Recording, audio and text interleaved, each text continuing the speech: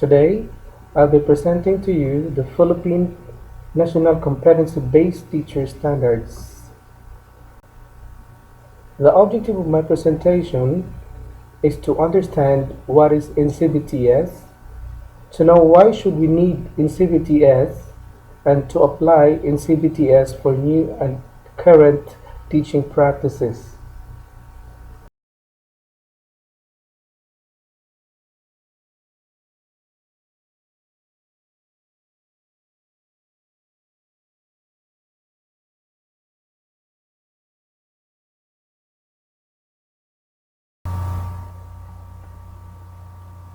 Let me begin my presentation by tracing and knowing the journey of a teacher on a teacher education program, and how does the National Competency-Based Teacher Standards link with it. The journey of a teacher starts upon entering into a teacher education program, and he will going to choose either what kind of profession in education in teaching program that he wanted to pursue, either in B.Ed or B.S.Ed or PGC.Ed. After his education program, he will going to proceed by taking a licensure examination for professional teachers, then to the hiring process, through the induction and in-service education professional development program, and up to the retirement of a teacher. Let's compare first the traditional views and the current NCBTS views.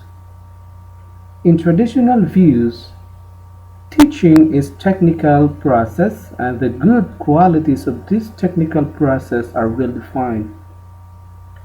For NCBTS, teaching is facilitating learning, and the qualities of good teaching are defined in terms of whether students learn or not.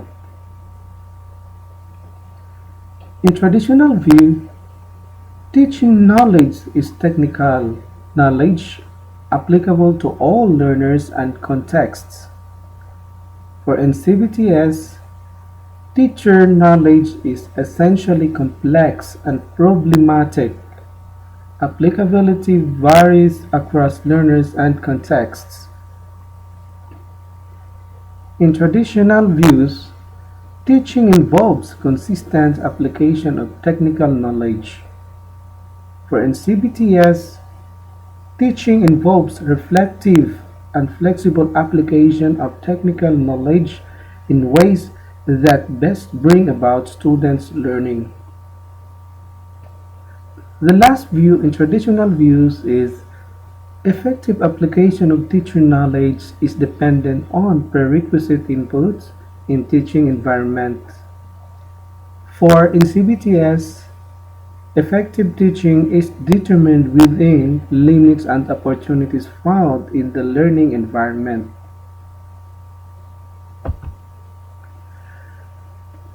Let's define first what is NCBTS.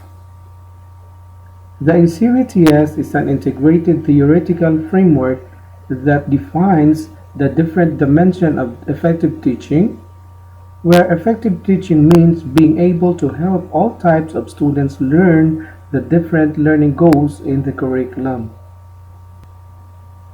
Who should use the NCBTS? Anyone who is interested in improving teaching practices should refer to the NCBTS.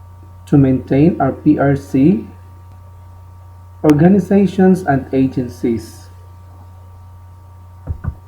Why do we need the NCBTS? The NCBTS provides a single framework that shall define teaching in all aspects of a teacher's professional life and in all pace of teacher development. The use of single framework should minimize confusion about what effective teaching is.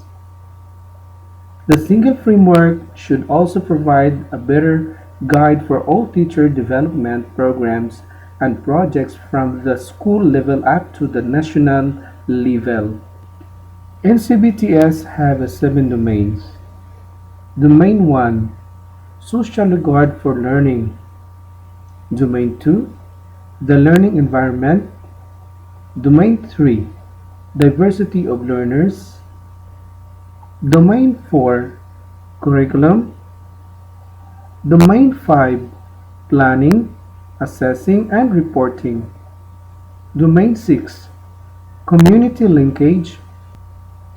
Domain 7, personal growth and professional development. These 7 domains was taken on NCBTS Statement of Principle. Teachers in all Philippine schools are committed and accountable for providing classroom instruction with results that are manifested in high performance levels in terms of student learning outcomes. Teachers are dedicated to well-being of the students and communities they serve, taking into account their cultural diversity, group aspirations, and what is valued in education. Domain 1, social regards for learning. Act as a positive role model for students. As a role model, teacher is a leader, but a servant for all. An effective head or an effective teacher demonstrates God-fearing heart and humane. He has a good relation and a good concern for teamwork at school, community, students, teachers, co-teachers, and even though the external people around him. He should be a law-abiding citizen. He possesses leadership, professional and competent. He could benchmark himself and sustain the continuity of improvements at school or for himself, contribute in advancement of research and development, and believe in quality and nature of life, believe cultural preservation and respect of diversity. Domain 2, the learning environment, creates an environment that promotes fairness, makes the physical environment safe and conducive to learning, communicates higher learning expectations to each learner, establishes and maintains consistent standards of learners' behavior. Domain 3, diversity of learners, is familiar with learners' background, knowledge, and experiences, demonstrates concern for holistic development of learners. We need to consider the race as a diverse, language, religion, age, and so on and so forth. These are the diversity in our classroom, and even though in our school itself and in our community. Domain 4, curriculum, demonstrates mastery of the subject, communicates clear learning goals for the lessons that are appropriate for learners, makes good use of allotted instructional time, select teaching methods, learning activities, and instructional materials for resources appropriate to learners and aligned to the objectives of the lesson. Domain 5, planning, assessing, and reporting, communicates promptly and clearly to learners, parents, and superiors about the progress of learners, develop and uses the variety of appropriate assessment strategies to monitor and evaluate learning, monitors regularly and provides feedback on learners' understanding of content. There's a lot of quality improvement tools in planning, assessing, and reporting. We can use the SWOT analysis. We can make fishbone analysis, we can find the graph or the result of of the performance of our students. Then we can also make a benchmarking using the theming strategy in order to know the quality of our services to students and even though to our and even though to the whole school. So these are some tools that we can use to improve our uh, our teaching using the based on the domain 5. Domain 6, community linkages. Establish learning environments that respond to the aspirations of the community. Knowing the fact that school is a part of community, therefore we need to have a very good linkage with the community, with the families, and with the stakeholders, and even though for the local government and to the up to the national levels. Domain 7, personal growth and professional development. Takes pride in the nobility of teaching as a professional, builds professional links with the colleagues to enrich teaching practices, reflects on the extent of attainment of learning goals. By maintaining the code of ethics in professional teaching stated in our Magna Carta, we can maintain this domain. NCBTS is also strengthened by the CHED Memorandum Order Number 30, Series of 2004. For the graduates already of education, stated in Article 4, Competency Standards, Section 6, graduates of the EB-Ed BS-Ed program are teachers who have the basic and higher level literacy, communication, numeracy, critical thinking, learning skills needed for higher learning. Have a deep and principled understanding of the learning processes and the role of the teacher in facilitating these processes in their students. Have a deep and principled understanding of how educational processes relate to larger historical, social, cultural, and political processes.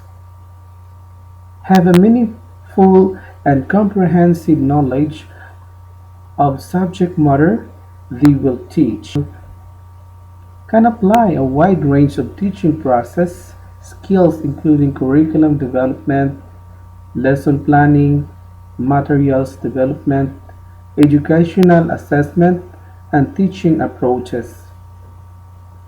Have direct experience in field classroom, example given, classroom observations, teaching assistance, practice teaching. Can demonstrate and practice the professional and ethical requirements of the teaching profession.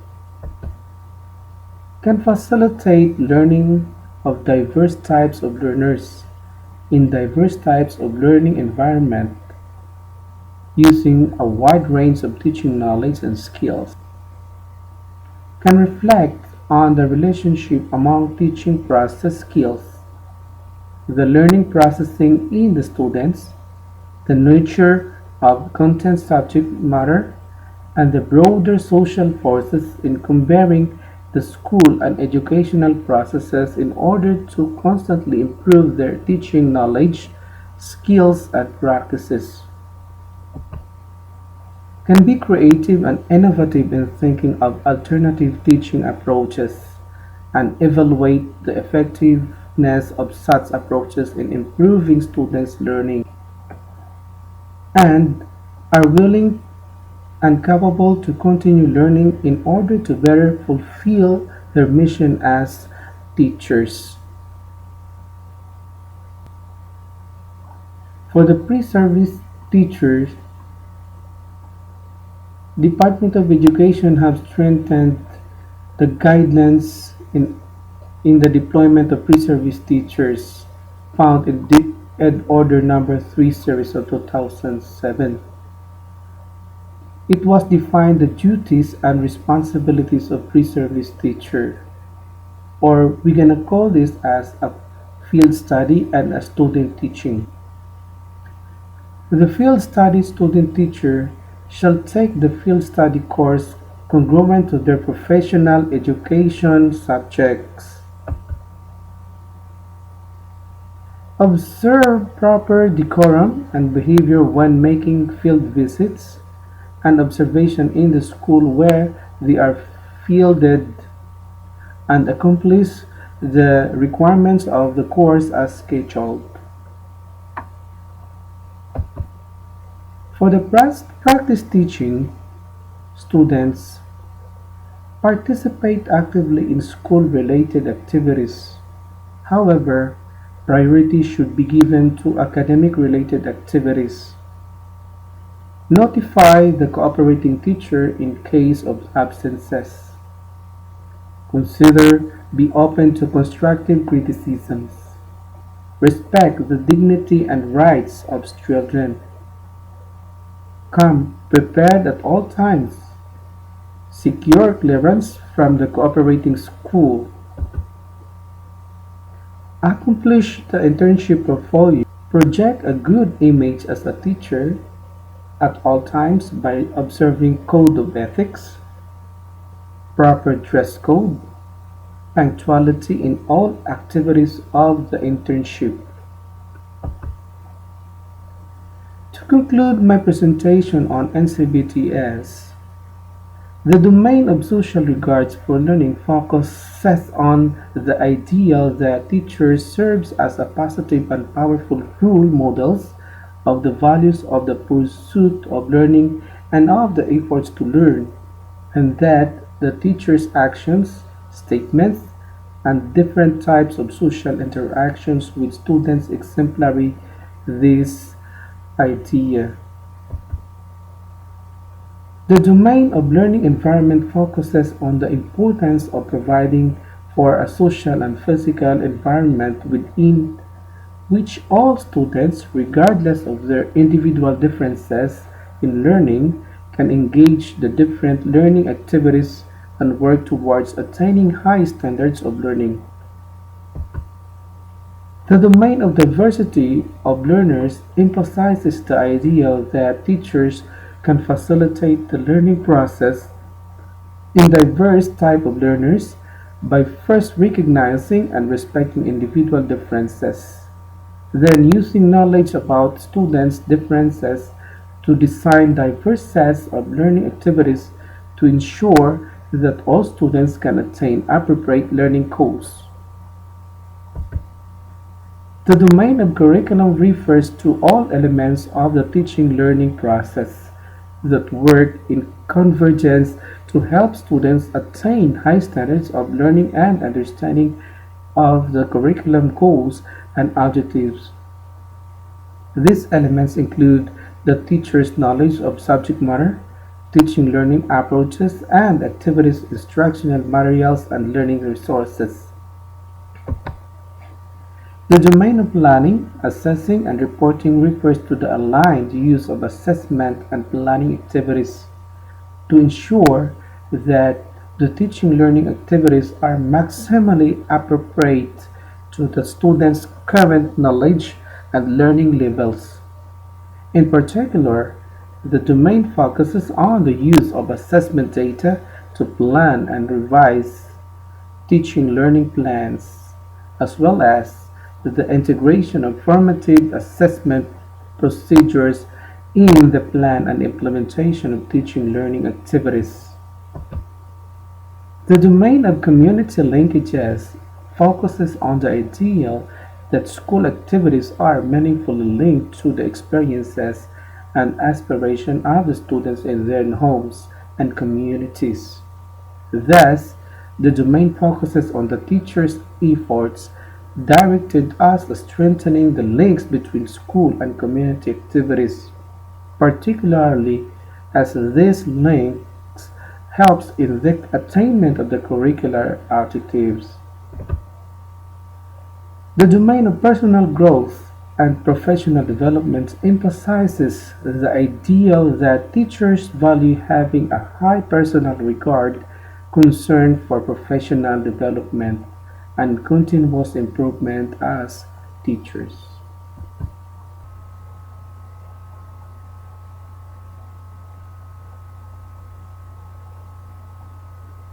To our professor, Dr. Rose Panes, thank you very much for facilitating this course. I would like also to grab this opportunity to thank Dr. Christine Dikila for providing me the book Experiential Learning Course Handbook, that the source of this presentation. And to all the West Visayas State University faculty, thank you very much.